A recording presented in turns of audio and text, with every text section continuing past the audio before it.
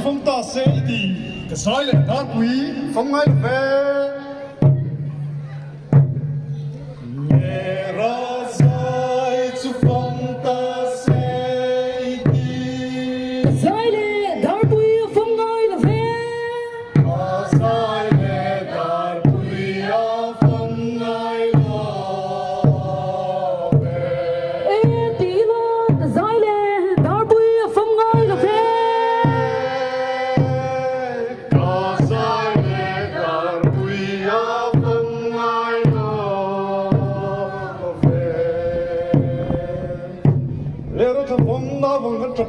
lên từ quỳ mô thạch của nó cân son lệ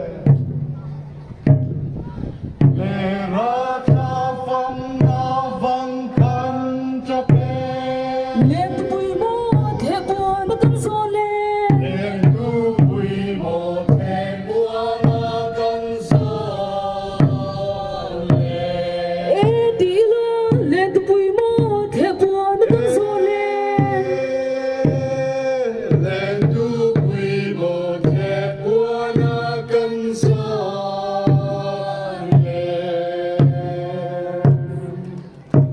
nang suy nu thai phát trong tệ lá dòm khuông rì ngay rõ lại của mà nang suy nu thai phát trong tệ lá dòm khuông rì ngay rõ lại của mà rì ngay rõ lại của mà ê tí lơ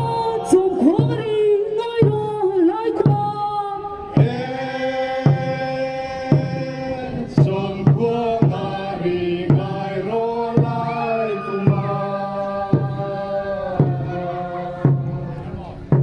dòng khuôn rì ngay rồi lại mà khi ngồi đuôi lúc cái gì đấy mà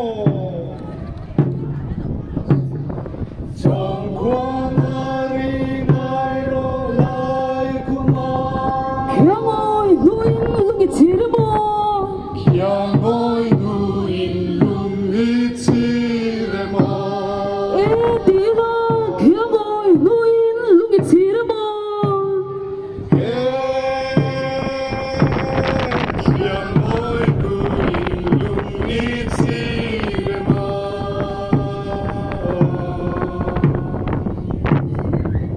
bụi cần ur khuang rồi chiang hiền đấy sắp bụi rồi lo vin trốn ngay lo